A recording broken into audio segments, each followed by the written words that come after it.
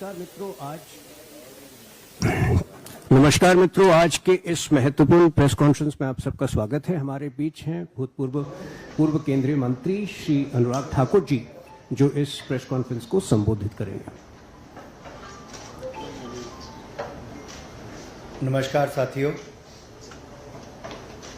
चुनाव दर चुनाव हार और जनता से नकार दिए जाने वाले एक नेता, जिनके नेतृत्व में लगभग 90 चुनाव कांग्रेस पार्टी हारी, उनकी हताशा निराशा दिन पर दिन बढ़ती जा रही है और आरोपों की राजनीति को इन्होंने अपना आभूषण बना लिया है।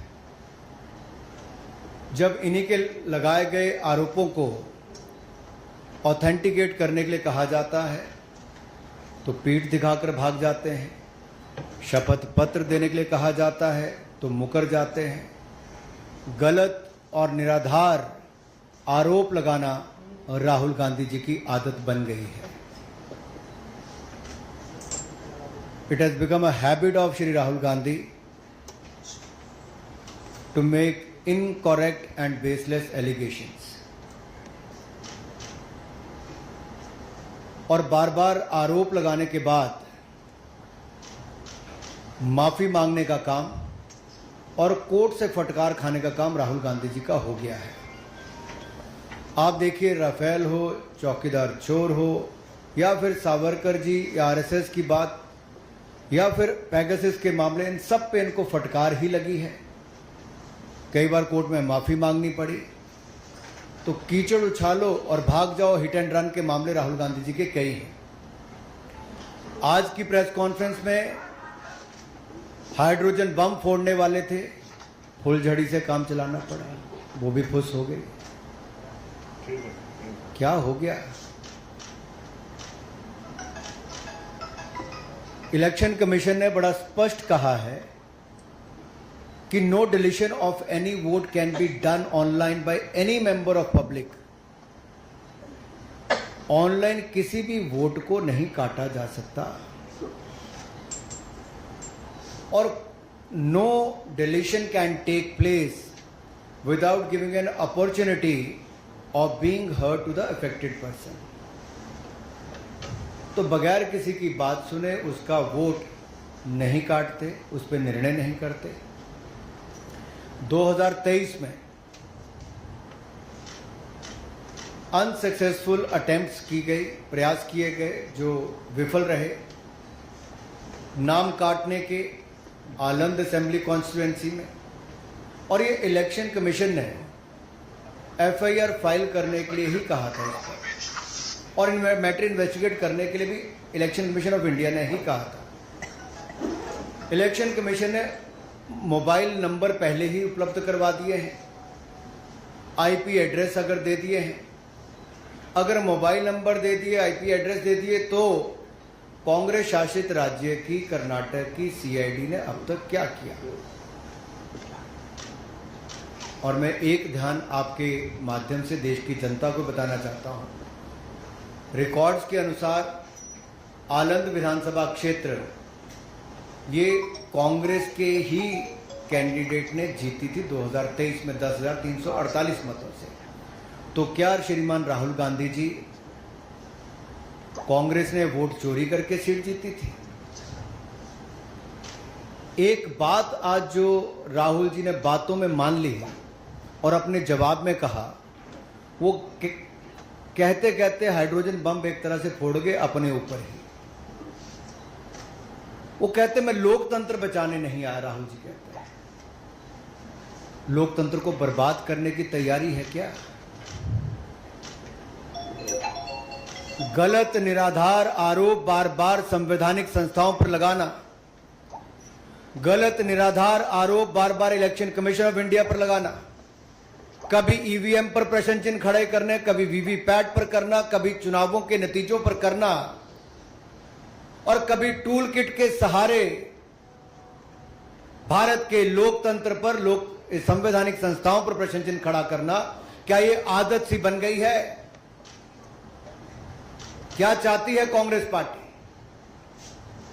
पूर्व प्रधानमंत्री इंदिरा गांधी जी सत्ता का दुरुपयोग करके, अफसरों का दुरुपयोग करके चुनाव जीते हैं तो कोर्ट उनको बाहर का रास्ता दिखाता है।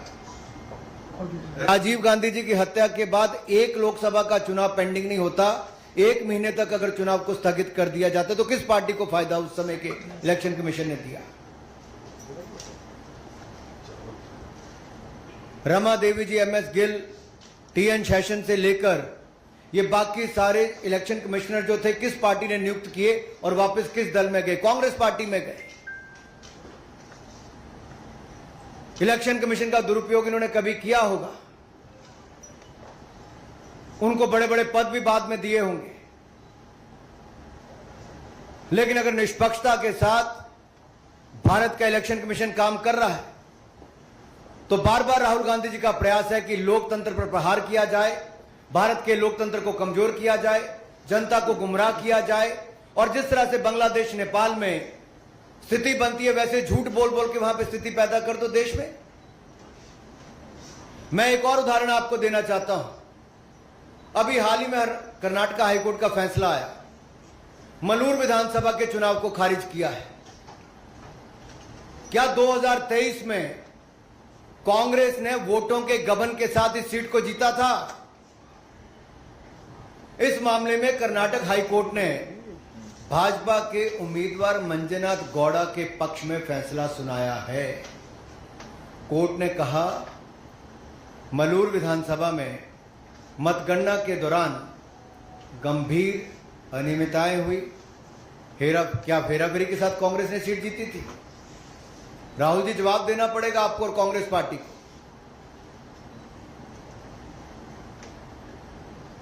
और आपके इलेक्शन कमिश्नर के समय अगर मैं कहूं सोनिया जी का नाम जब आया कि नवीन चावला जी की नियुक्ति उन्होंने कर दी, और उस समय के चीफ इलेक्शन कमिश्नर ने आरोप लगाकर कहा था, प्रेसिडेंट को लिख के कहा था कि क्लासिफाइड और सेंसिटिव इंफॉर्मेशन नवीन चावला लीक करते हैं।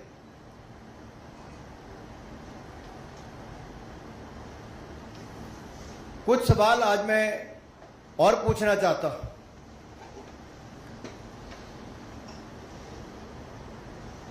कि जब जब राहुल गांधी जी आरोप लगाया और उसके कोर्ट गए तो बार बार इनको मुंह की खानी पड़ी। आप सारे उदाहरण उठाकर देख लीजिए, कभी माफी मांगनी पड़ी तो कभी कोर्ट की लताड़ खानी पड़ी। तो क्या इसी डर से राहुल गांधी जी शपथ पत्र नहीं दे रहे हैं?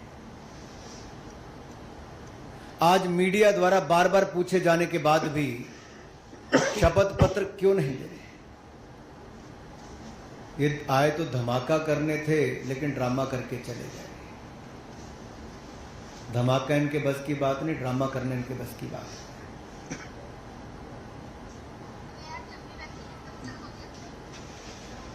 और अगर इतना ही दम आपके तर्कों में है तो आप कोर्ट क्यों नहीं जाते? इलेक्शन कमीशन ने तो आपको बार बार कहा सबूत दो, हल्फनामा दो, ना आप सबूत दे पाते हो और गलत आरोप लगाते हो।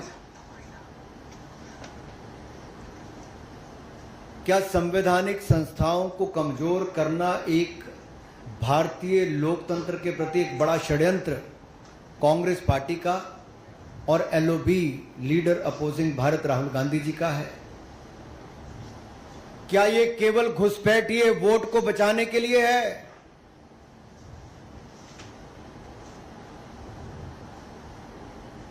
अपने हर तर्क में वो बात करते हैं एससी, एसटी, ओबीसी की, अल्पसंख्यक की, लेकिन उन्हीं के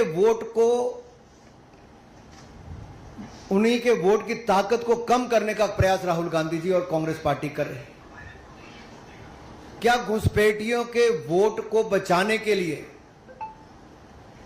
infiltrator first politics is the sole agenda of mister Rahul Gandhi and Congress party? Is Congress trying to protect infiltrators and their voting rights? Rights तो है नहीं, लेकिन अधिकार दिलाना चाहते हैं। राहुल जी के बयानों ने बार बार बताया है कि वो घुसपैठियों के साथ है और देश के एससी, एसटी, ओबीसी, अल्पसंख्यकों के वोट को कम करना चाहते हैं।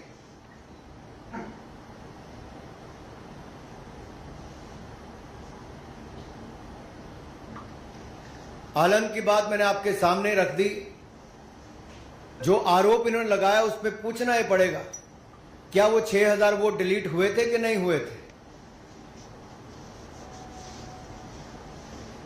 और बी.आर. पाटिल क्या कांग्रेस पार्टी के विधायक हैं जो जीते हैं?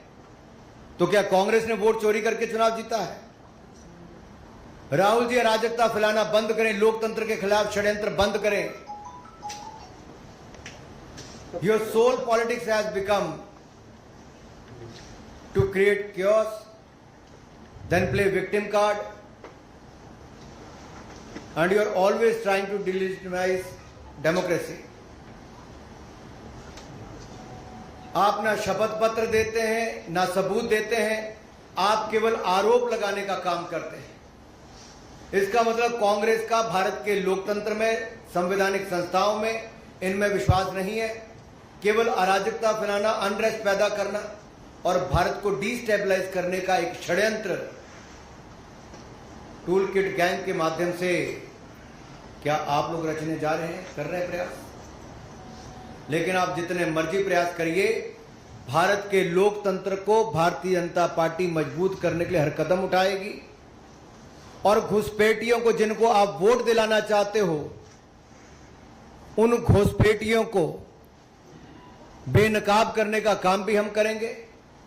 और ये आपकी घुसपैठिए बचाओ राजनीति को भी बेनकाब हमने किया है और आगे भी करते रहेंगे। धन्यवाद। धन्यवाद अनुराग जी। अब एक एक करके आप सवाल पूछ सकते हैं। नीरज जी आप पूछिए। अनुराग जी, मेरा सवाल है, क्या आपको लगता है कि बिहार चुनाव की नजदीक है, बिहार चुनाव में SIR का प्रयोग किया गया, तो वहाँ वोटों के ध्रुवीकरण के लिए राहुल गांधी इस तरह की प्रेस कॉन्फ्रेंस कर रहे हैं? देखिए, ध्रुवीकरण कांग्रेस का प्रयास लगातार शुरू से रहा है और ये तुष्टीकरण की राजनीति आज कांग्रेस को इस स्थान पे ले आई कि 2014, 2019, 2024 में भी हारे। मुश्किल से नेता प्रतिपक्ष इनके बन पाते हैं, लेकिन जब पद मिला तब LOP ने उसको LOB, लीडर अपोजिंग भारत का पद बना दिया। क्या कांग्रेस और विपक्षी दलों के पास तुष्टीकरण के अलावा कोई और राजनीति नहीं रही? क्या घुसपैठियों को बचाने के अलावा इनके पास कोई मुद्दा बिहार में नहीं रहा? क्या बिहार के विकास को देखकर कांग्रेस की आंखें इतनी बंद हो गई कि आज वो केवल घुसपैठियों के सहारे बिहार के चुनाव में जाना चाहते हैं? क्या कोई और सहारा इनके पास बचा नहीं है?